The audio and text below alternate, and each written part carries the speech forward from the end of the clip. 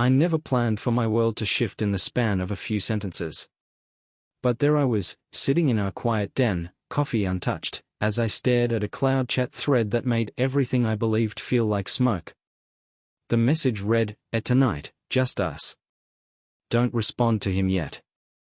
It was sent by Elaine, my wife, to someone named M. She thought it was hidden. She thought I'd never see it.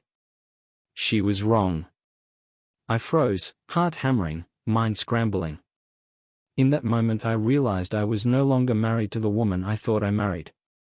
I was an outsider in my own home. I should have known something was off long before that late-night ping. But belief, loyalty, hope, they all keep you blind. We met in our 40s. She was working in community outreach, I was managing regional operations for a municipal board. We married when each of us had already lived enough to know what we wanted: stability, companionship, a peaceful life. The first decade was comfortable, familiar. Our kids were grown. One lived across the country, the other in a nearby city. The house we once filled with noise and arguments was now strangely still. Weekdays we passed in polite nods. Weekends we occasionally drove together to lunch, shared headlines, or visited old friends. Still, I told myself that's normal. That when children leave, marriage centers itself differently. But the small gaps between us widened without me noticing. A year ago, she started talking about extra work, community contracts that required late nights. She came home with tight lips, retreated quickly to the study. She began to guard her phone. She'd say it was stress, budgeting, volunteer obligations. I believed it. Weeks before the message, I found her smartphone unlocked briefly. I glimpsed notifications, a name I didn't recognize. But guilt held me back. I locked it, said nothing, told myself I was imagining. Then that night the message came out of the blue. It pulled me out of comfortable denial and into a cold cage of evidence. I scrolled, to traces of conversation: I can't wait till tomorrow, I miss you, meet me where no one finds us. The truth cracked everything. I closed the laptop, rushed upstairs where she was reading in bed. She barely looked up when I said, "We need to talk." She sighed like I'd interrupted something. She said, "You're overreacting," and turned away. I felt the claws of betrayal so sharp I gasped. Instead of sleep, I lay awake, replaying every silence, every excuse, every change I'd felt but dismissed. My hands trembled when morning came. By noon, I'd made a decision. I copied the messages to a secure folder. I took photos of the timestamps. I opened a new email draft but never sent it. I sat at the table, pretending I was just tired, as Elaine passed by and kissed my cheek without suspicion. That was the last moment of ignorance. I was done waiting. I needed answers. And she was going to give them. She came home the next evening with takeout and a casual, tired smile. Placed the food on the counter like nothing had happened, like our lives weren't standing on a fault line. "Long day," she said, unzipping her coat. "Another budget snafu." "I'm wiped." I nodded, watching her. Watching how comfortable she was lying to me. She moved like someone with nothing to hide. Or maybe like someone convinced she'd never be caught. I waited until we finished eating. Waited until the dishes were done and the lights were dimmed, like any normal weeknight in Stone Creek. Then I asked her to sit down. "We need to talk," I said again, calmer this time, but firmer. She hesitated, eyes narrowing slightly. "What now?" she said, forcing a chuckle. "Did I forget to pay a bill or something?" I opened my laptop and spun it toward her. The screen showed the message thread. The ones I'd saved. I watched her face shift in real time. Curiosity. Confusion. Recognition. Then fear. Just a flicker, but enough. "Where'd you get that?" she asked, voice barely above a whisper. You synced your cloud account to the home desktop last year. You forgot to disable it. I didn't go looking. It showed up. She leaned back slowly, eyes darting. So you were spying, she said. Defensive. A smirk starting to form. Wow. I shook my head. No. I was trusting. You were hiding. The silence that followed was loud. Deafening. Finally, she stood up, paced a few steps, then turned back to me. It wasn't supposed to mean anything, she said. It just happened. Things haven't been right between us for years. There it was. The justification speech. I'd read about it. I'd seen it in movies. Now I was living it. I didn't respond. I let her keep talking. She filled the space like a nervous witness. Told me it started innocently. That Martin worked with her on a civic project 6 months ago. That their long hours turned into conversations. Then coffee. Then feelings. Then a mistake. I asked how many times. She looked away. Said, I don't know. I asked if she'd ended it. She didn't answer. And that silence told me everything. Over the next few days, the veil came off our entire marriage. Every polite smile, every I'm working late, every weekend trip she claimed was a conference, I realized how much of it had been scripted. She had a second phone. I found the charger tucked behind her old makeup kit. She had her own private login on a shared drive. I found folders marked invoices, but inside were photos, her and Martin, arms draped over shoulders, a kiss in a blurry roadside motel mirror. It wasn't just physical. It was emotional. Deep. Secret. And I wasn't just the husband she betrayed, I was the man she pitted. I started replaying everything from the past year. The new perfume I never asked about. The gym membership she never used before. The weekends she suddenly wanted space. The drop in affection. The cold pecks on the cheek. The sudden interest in journaling. I'd chalked it up to aging. Stress. Menopause. Empty nest syndrome. She had chalked it up to checked out. And Martin was her escape hatch. Elaine didn't apologize. Not once in those early days. Not sincerely. She said, I didn't mean to hurt you. She said, we were just stuck. She said, maybe this was a long time coming. But I'm sorry? She couldn't get those words out. Not like she meant them. I slept in the den that week. The couch creaked with every turn. I stared at the ceiling fan and wondered how 2 decades could vanish in the blink of an eye. She still came and went like normal. Said she needed time to think. I could tell she was still messaging him. She carried that second phone everywhere now, even into the bathroom. I played along. Let her think I was stunned. Passive. But I wasn't. I was planning. That Friday, she left again. Said she had a 2-day community outreach retreat out near Lake Dana. I nodded. Asked no questions. Let her walk right into her own alibi. She didn't know I already knew. I'd installed a simple tracker on the car, nothing fancy, just a location ping every 15 minutes, linked to my phone. It showed me exactly where she went, and not north toward the lake, but west. Straight to a small roadside lodge just past the highway junction. A place with no conference rooms. No retreats.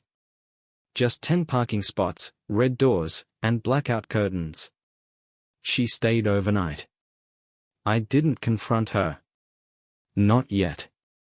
Instead, I sat in the garage the next morning with the tracker still open, sipping coffee, listening to the hiss of rain hit the roof, and letting the truth sink in deeper than ever. This wasn't a one-time mistake. She had an alternate life. A private movie she directed, produced, and starred in, while I swept the floor and paid the bills. She got home late that Saturday. Showered before even saying hello. Tossed her suitcase in the corner like she'd been on a red-eye. "Everything okay?" I asked, leaning against the doorway. "Fine," she said, without looking up.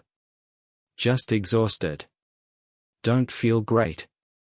I nodded. "Well, I hope Martin didn't catch a cold too." She froze. That name hit her like ice water. She turned around slowly, face pale. "What did you just say?" I looked her dead in the eyes. "Martin. The man you've been meeting. Motel rooms. Drives. Late nights. That Martin." Her face twitched. Eyes wide, jaw locked. "You spying on me now?" she snapped, voice cracking. "Is that what we are now?" "No, Elaine," I said. "This is what you are now. A stranger with a script and a backup plan." She started to protest. To say something rehearsed. But I was done listening. I handed her a printed screenshot, her car's GPS marker at the motel, timestamped. Another printout, her messaging log from the backup sync folder she thought I didn't know existed. And one more, a photo of her with him, at a diner not far from the same lodge.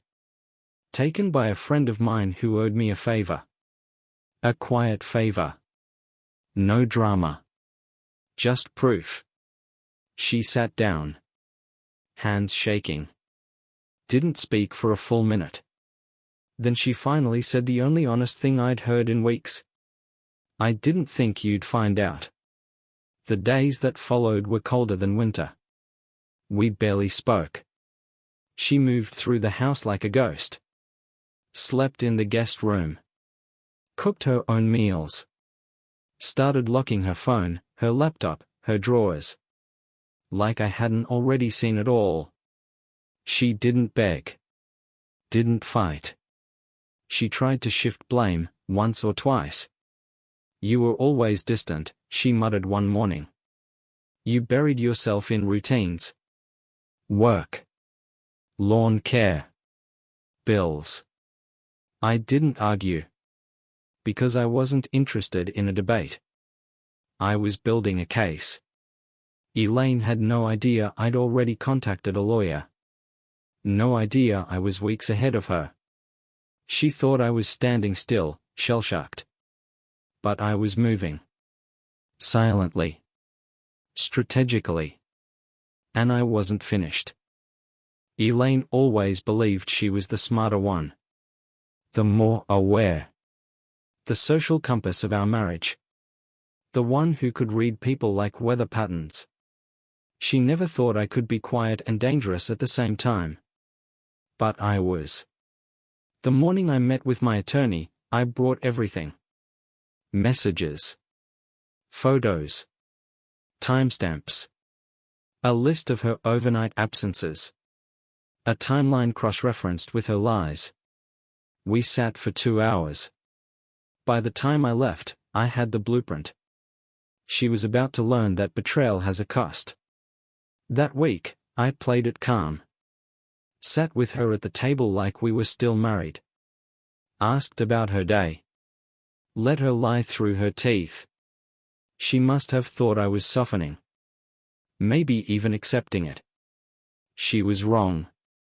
Friday night, I asked her directly. "Are you still seeing him?" She hesitated for half a second too long. "I told you, it's over." I nodded. Looked down at my coffee. "Good. Because my lawyer will want that in writing." Her eyes snapped up. "You're what?" "I've filed," I said. "Separation. Next step's the divorce. I've already documented everything. Infidelity clause. Misuse of household funds. Pattern of deceit." She laughed at first. One of those sharp, defensive laughs. "You're not serious." I didn't blink. "I'm very serious. And if you contest anything, you'll lose more than half. You'll lose everything." She went pale. "You doing this? After 20 years? Just cutting me off?" I leaned in. "You did that when you checked into that motel. When you lied for months. When you made me feel like the intruder in my own marriage." She didn't have a comeback. And that silence was the most honest moment we'd shared in years. The next day, she called our kids. Tried to spin it. Claimed we were growing apart, hitting a rough patch, and exploring options. She didn't mention Martin. Didn't mention the motel. Didn't mention that I'd caught her red-handed. But when my daughter called to ask what was happening, I told her the truth. Calmly. Directly. She had an affair. For months. I have proof. I've filed. There was silence on the other end of the line. Then. "I had a feeling," she said quietly. She changed. "Dad, I'm so sorry." That hurt more than anything. The fact that our own daughter had seen what I didn't. Elaine tried to contain it, but the damage spread. Friends pulled away. Her sister stopped returning calls. Even her board at the nonprofit put her on temporary leave, something about internal trust issues, though they didn't say it outright. She was unraveling. And Martin? He disappeared like fog. No more texts. No calls. She tried to meet him once, left the house dressed up, eyes hopeful, but came back with mascara smudged and her phone dead silent.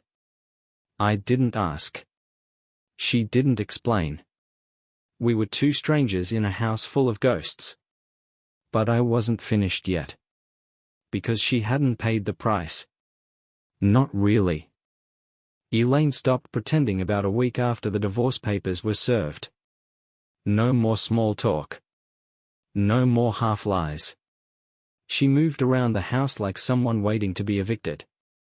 She still tried to keep her routines, morning tea, yoga mat, afternoon calls, but the cracks were obvious. She cried in the shower. She avoided mirrors. Her phone stayed dark longer each day. I watched without sympathy. She asked once if we could revisit the terms. Said she didn't think things would go this far. I told her they hadn't gone far enough. She said I was being vindictive. That I was weaponizing the paperwork. I said I was finally seeing clearly. I reminded her, I wasn't the one who opened the door to another man. I wasn't the one who traded 20 years for 6 months of secrets. She said nothing after that. By the third week, I moved her things into the guest room permanently. Told her I'd arranged a mediator for asset division. She flinched at the name. Said it made it feel real. I said, it is real. She asked if I hated her. I paused. No, I said. But I don't respect you. And that's worse. She looked like I'd slapped her. I walked away. Martin never resurfaced. She tried. I know she did. I found call logs on the cloud. Old messages left unread. Voicemails that looped into silence. Her great escape had ghosted her once things got messy. Classic. The man who whispered, "I need you" at night vanished the second lawyers got involved. She spent evenings alone. Her friends stopped visiting. Our neighbors started whispering. I didn't say a word. I just mowed the lawn like always and waved to the mailman. One morning, I walked into the kitchen and found her at the table, clutching a mug with both hands like it was the only warmth left in her life. I don't know who I am anymore, she said quietly. I didn't respond. She looked up, eyes rimmed red. Graham? I didn't mean for this to happen. I nodded once. But you let it happen. That's the difference. She wanted comfort. Closure. A soft landing. But I wasn't her safety net anymore. And I made sure she knew that. Because the next step was mine. And I wasn't planning on letting her off easy. The day she moved out, it rained. Fitting. She packed in silence, boxes of sweaters, framed photos she hadn't looked at in years, a vase we bought in Charleston that once sat on our mantel. I didn't help. I just watched from the hallway. When the moving van pulled up, she turned to me with damp eyes. This wasn't how it was supposed to end. I didn't flinch. But it's exactly how you chose for it to. She didn't argue. Just nodded. Picked up the last box and left the keys on the counter. She paused at the door. I could feel her searching for something, maybe a hint of regret from me. Some crack in the wall. But I gave her nothing. She walked out. Quietly. And just like that, Elaine was gone. The divorce finalized 2 months later. Clean break. She got the hybrid car, her personal savings, and half the value of the old cabin we'd barely used. I kept the house, the retirement account, and, more importantly, my dignity. I didn't fight her in court. I didn't need to. Because I'd already won where it counted. Her reputation? In pieces. Her affair? Abandoned. Her support circle? Ghost town. Her new life? A hollow echo of what she thought she deserved. I heard Martin quit the consultancy. Moved 2 states over. Never contacted her again. Guess he didn't see forever the same way she did. Our kids stayed close to me. They said they needed time with her. That trust didn't come easy anymore. I didn't push them. I just kept showing up. Quiet. Solid. Dad. People ask if I'd ever take her back. If I regret how cold I became. Here's my answer. She lit the match. I built the firebreak. And when the flames came, I let them burn everything that couldn't be saved. I'm not bitter. I'm not broken. I'm awake. And if there's one thing I've learned, it's this. You don't get to betray someone and still claim their warmth. You don't get to lie in the dark and expect the lights to stay on. Elaine chose the storm. I chose to walk out dry. That's the only ending that matters.